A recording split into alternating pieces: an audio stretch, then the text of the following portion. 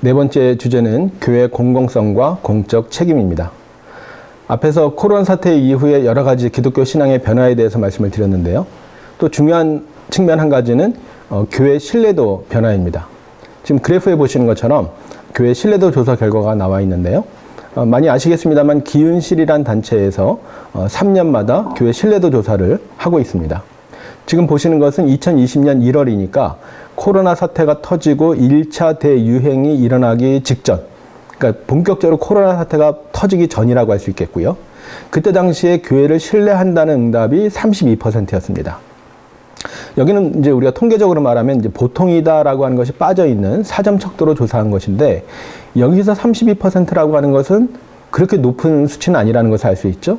특히 오른쪽에 신뢰하지 않는다는 응답이 64%, 2배이기 때문에 32%가 교회를 신뢰한다는 것은 매우 낮은 비율인 것을 알 수가 있습니다.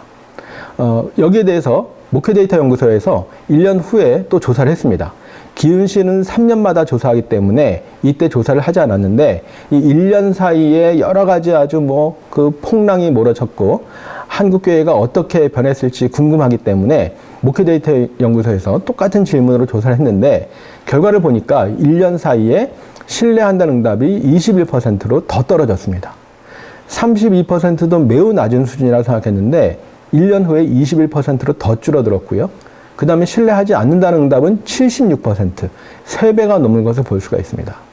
결과적으로 코로나 사태 이후에 한국교회는 낙관론이 아니라 비관론으로 바뀌고 있는 것을 볼 수가 있고요. 작년에 3년이 되었기 때문에 기은실에서 다시 조사를 했습니다.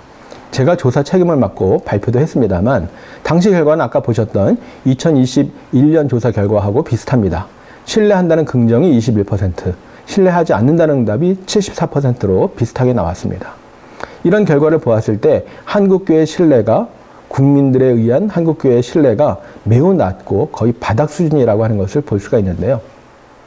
우리가 1차적으로 전도 대상자를 무종교인이라고 생각한다면 종교가 없는 사람들의 대답이 어떤지 궁금한데요. 결과를 보니까 무종교인들의 교회 신뢰는 더 낮았습니다. 절반밖에 되지 않아서 10% 정도. 그러니까 전도하기가 어렵겠죠. 어떤 사람이 신뢰하지 않는 사람 말에 귀를 기울이겠습니까? 안타까운 것은 기독교 신자, 개신교인들 중에서도 교회를 신뢰하지 않는 사람이 37%나 되었습니다. 그리고 이 응답은 3년 전에 비해서 굉장히 많이 늘어난 수치입니다. 결국 우리는 우리 스스로, 우리 안에서도 신뢰받지 못하는 그런 종교단체가 되어가고 있다는 굉장히 슬픈 또 불편한 진실을 보여주고 있습니다. 비슷한 질문이겠습니다만 한국교회가 교회 밖의 비판에 대해서 수용할 준비가 되어 있는지를 물어봤습니다. 한마디로 이제 사회와 소통할 수 있겠는가 하는 것인데요. 이 응답은 앞에 보신 신뢰도보다 더 낮게 나왔습니다. 긍정이 15%, 부정이 80%.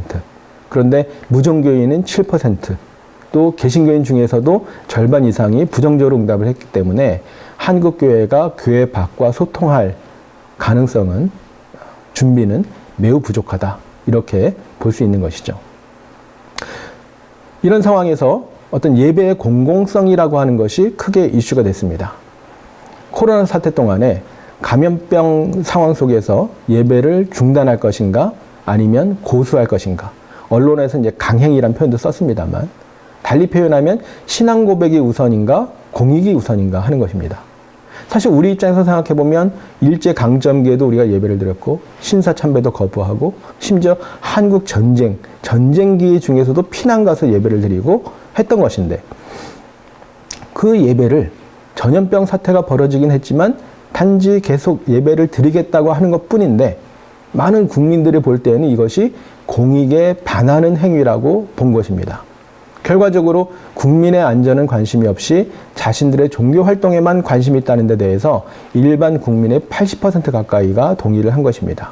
결국 교회가 굉장히 이기적인 집단으로 비춰지고 있다고 하는 것이죠. 사회학에서는 의도하지 않은 결과라는 표현을 쓰는데요. 우리가 어떤 것을 의도해서 행위를 하고 결과를 만들어내기도 하지만 많은 사회 현상들 가운데서는 의도하지 않은 결과로 나타나는 것들이 있다고 하는 것입니다. 결국 우리가 신앙생활을 하고 열심히 교회 다니는 것이 이런 결과를 의도한 것은 아니지만 결과적으로 매우 부정적이게 나타나고 있다고 하는 것입니다. 그런 점에서 공공성이 중요하다고 하는 것이고요. 단순 우리의 어떤 순수한 의도만 생각할 것이 아니라 그것이 가져올 어떤 결과, 파장에 대해서도 우리는 생각해야 되는 상황에 있다고 하는 것이죠. 결과적으로 한국교회에 대한 이미지는 상당히 좋지 않은데요. 2022년도에 국민일보에서 발표한 내용입니다. 저도 관련된 연구소에서 조사를 했던 것인데요. 무엇이냐 하면 종교와 관련된 여러 가지 이미지와 관련된 수식어를 한 20개 정도 제시를 하고 어떤 종교의 이미지와 가깝습니까? 라고 일반 국민들에게 물어본 것입니다. 그랬을 때 불교와 가까이 있는 이미지들은 그래프에 보시면 포용적인, 상생하는, 보수적인, 친근한 이런 단어들이 가까이 있고요. 천주교는 진정성 있는, 희생적인, 헌신적인, 도덕적인 아주 좋은 이미지들이 가까이 있습니다. 개신교는 어떨까요? 배타적인 제일 가까이 있고요. 물질적인, 위선적인, 이기적인, 세속적인 좋은 게 하나도 없죠. 네, 이게 한국교회 현실입니다. 저도 뭐 신학교 교수랍시고 밖에 나가면 좀 덜 세속적으로 보이려고 하고 덜 이기적으로 행동하려고 하고 하지 않겠습니까? 근데 이런 노력들이 별 소용이 없다는 겁니다.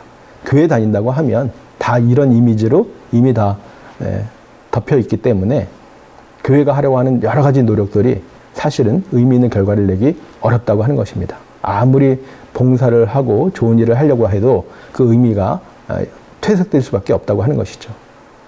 말씀드린 것처럼 이런 상황에서 전도도 어렵고 의미 있는 사역들을 감당하기가 점점 어려워지고 있다고 하는 것입니다. 한편에서는 뭐 이런 게 뭐가 중요해? 우리가 하나님 앞에서 바로 서면 되지. 코람되어 모르냐? 이렇게 얘기할 수 있겠습니다만 하나님 앞에서는 바로 섰는데 사람들에게는 비난의 대상이 되고 조롱거리가 된다는 게 맞는 것일까요? 우리가 분명히 뭔가 잘못되어 있기 때문에 이런 결과가 온 것이라고 생각할 수 있겠습니다.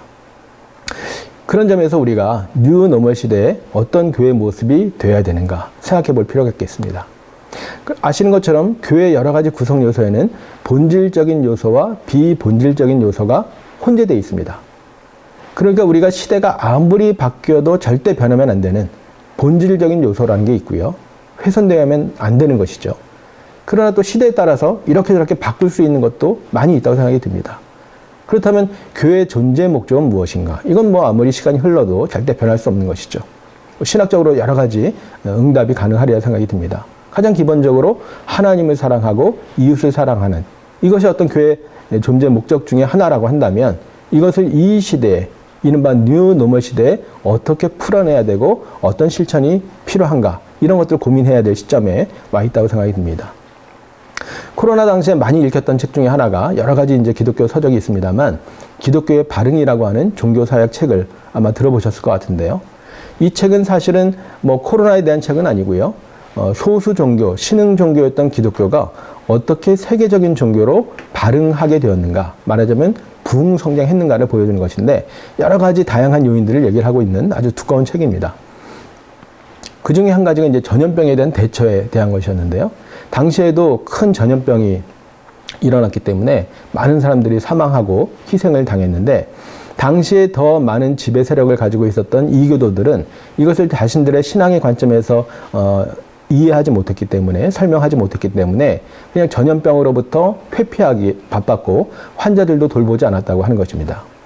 그런데 당시에 소수 종교, 신흥 종교였던 기독교인들은 달랐다는 겁니다. 이것을 하나님의 섭리 가운데 이해하려고 했었고 또 이웃사랑이라고 하는 이타적인 규범을 가지고 있었기 때문에 환자들을 내팽개치지 않고 극전하게 보살폈다고 하는 것이죠. 이런 것들이 여러 다른 요인들과 함께 기독교가 소수 종교에서 세계적인 종교로 발돋움하게 된 중요한 요인이었다고 얘기를 하고 있습니다. 사실 이것은 뭐 교회 역사에도 다 나오는 이야기고요.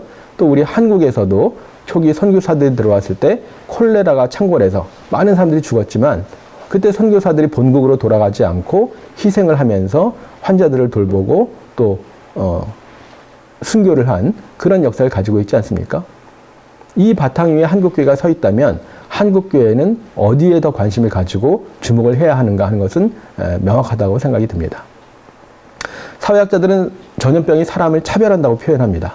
좀 이상하게 들리시죠? 사람들이 뭐 가려가면서 전염병이 사람을 가려가면서 걸리게 하는 것은 당연히 아니겠죠. 그러나 어떤 사람들이 전염병에 더 취약한 걸 한번 생각해 보십시오. 이 말은 사회학 책에 나와 있는 말인데요. 신체와 질병은 사회적 요인에 크게 영향을 받는데 통계로 보면 상류층에 비해서 하류층은 출생 시에 몸무게가 더 적게 나가고 영아 사망률도 높고 어른이 된 뒤에도 더 작고 건강하지 못하고 더 젊은 나이에 사망한다고 통계로 나와 있습니다. 결국 건강 상태라고 하는 게 계층에 따라서 다르다고 하는 것인데요. 전염병도 마찬가지라고 하는 것이죠. 우리가 자신의 어떤 직업 환경이나 삶의 환경을 위생적으로 유지할 수 있는, 관리할 수 있는 사람이 있는가 하면 그렇지 못한 사람이 있지 않습니까?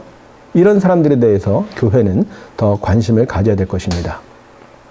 최근엔 사회자본에 대해서 얘기를 많이 하고 있습니다. 미국의 하버드 대학 교수인 로버트 퍼트남이 이렇게 정리를 해서 많이 알려진 개념이기도 한데요. 많이 들어보셨을 것 같습니다. 화폐자본은 아니지만 화폐자본만큼이나 강력하기 때문에 사회자본이란 말을 하는데요. 이 나홀로 볼링이라는 책에서 잘 설명을 하고 있습니다. 나홀로 볼링은 볼링 책은 아니고요. 볼링을 중요한 사회적 자본이 형성되는 스포츠로 보고 있는데 최근에 미국에서 많은 사람들이 더 이상 단체전이라든지 리그전이라든지 동호회를 통해서 볼링을 하는 게 아니라 혼자서 볼링을 치기 때문에 사회자본이 쇠퇴하고 있다고 하는 것입니다. 볼링뿐만 아니라 여러 가지 통계를 통해서 미국의 사회자본이 약화되고 있고 결국 사회 커뮤니티가 무너지고 있다고 하는 것을 보여주는데요. 사실은 이제 교회도 예외는 아닙니다만 그래도 이제 교회에 대해서 우리가 좀 가능성을 보게 되는 것은 교회는 매주마다 모여서 물론 코로나 전 얘기입니다만 목사님의 좋은 말씀을 듣고 결단하고 함께 기도하고 또 주중에 또 따로 소그룹으로 모이지 않습니까? 그렇기 때문에 이런 사회자본이 형성될 수 있는 굉장히 좋은 공간이 되고 있다고 하는 것이고요. 이런 사회자본을 통해서 여러 가지 사회 참여가 가능하고 또 사회적인 문제를 해결하는 데도 도움이 된다고 하는 것입니다. 그래서 방금 말씀드린 여러 가지 사회적인 재난, 위기 시기에 교회가 할 수 있는 역할들이 매우 많이 있다고 하는 것이고요. 성경에서 말씀하고 있는 기독 시민으로서의 역할, 선한 사마리아 사람이 보여주고 있는 그런 모범을 우리가 잘 배우고 따라하는 게 중요하다고 하는 것이죠. 우리가 신앙적으로 그리스도의 제자가 될 뿐만 아니라 이 시대의 건실한 기독 시민으로서의 역할을 감당하는 게 매우 중요하다고 할 수 있는데요. 최근에 이런 것들이 일종의 마을 목회라고 하는 것으로 표현이 되고 있습니다. 좀 더 크게 말씀드리면 일종의 마을 공동체 운동이라고 할 수 있겠는데요. 마을 공동체 운동은 짧게 말씀드리면 일종의 주민자치 운동이고요. 여기서 마을이라고 하는 것은 주민들이 참여하는 장을 총칭해서 쓰는 말입니다. 우리가 마을이라고 하면 옛날 시골 마을 많이 떠올리는데요. 요즘 도시에, 서울 같은 대도시에 마을이 어딨냐라고 합니다만 여기서 마을은 어떤 물리적인 마을뿐만 아니라 추상적으로 쓰는 겁니다. 다양한 마을의 주민들이 참여하면서 참여의 장을 넓혀나가는 그런 것을 이제 우리가 마을 만들기라고 표현을 하고 있는데요. 이런 공동체 운동을 통해서 우리가 코로나 이후에 더 사람들이 인격적인 관계를 만들고 또 여러 가지 공동의식을 통해서 공동체를 만들어 간다는 이런 것들을 우리가 마을 만들기로 표현하고 있기 때문에 이런 활동에 교회가 참여하는 것도 매우 중요하다고 생각이 듭니다. 제가 마을 목회에 대해서 여러 가지 이제 조사도 하고 발표도 했습니다만 그 중에 한 가지 보게 되면 목사님들에게, 마을 목회하는 목사님들에게 이런 질문을 해봤습니다. 마을에서 진정성을 인정받아서 목회자는 다르다고 인정하거나 칭찬을 해준 경우가 있었습니까? 라고 했더니 80% 가까이가 있다는 거예요. 무슨 말이냐 하면 목사님들이 지역사회에 참여해서 여러 가지 활동을 했을 때 목사님이 하시니까 역시 다르구나 라는 그런 인정을 받은 경우가 많이 있다고 하는 겁니다. 그런데 일반적으로 목사님들이 지역사회에 나타나면 사람들이 환영을 할까요? 그렇게 많이 환영하지 않는 것으로 알려져 있습니다. 이유가 뭘까요? 목사님들이 전도하기 때문에 온다고 생각하는 것이죠. 전도하려고. 전도하는 게 나쁜 건 아니잖아요. 그런데 주민들의 입장에서 보면 사실 마을이라는 관심이 없고 가만히 계시다가 끝나고 나면 다 그냥 전도하기 바쁘다는 거예요. 그러니까 어떤 진정성을 인정받기 어렵다고 하는 것이죠.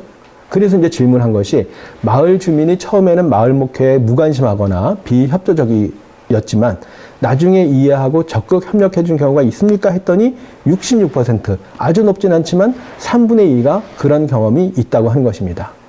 다시 말하면 앞에 보신 것처럼 교회 신뢰도가 하락하고 바닥권인 상황에서 마을 목회가 중요한 대안이 될 수 있다고 하는 것이고요.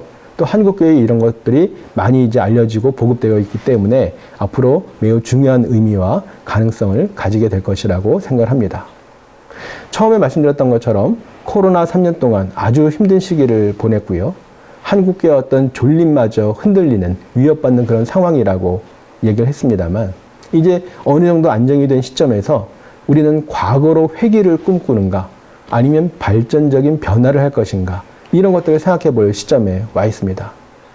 한국교회가 회복을 외치면서 회복을 준비하고 또 기대하고 있지만, 그 회복이란 것이 어떤 회복이냐 하는 것이죠.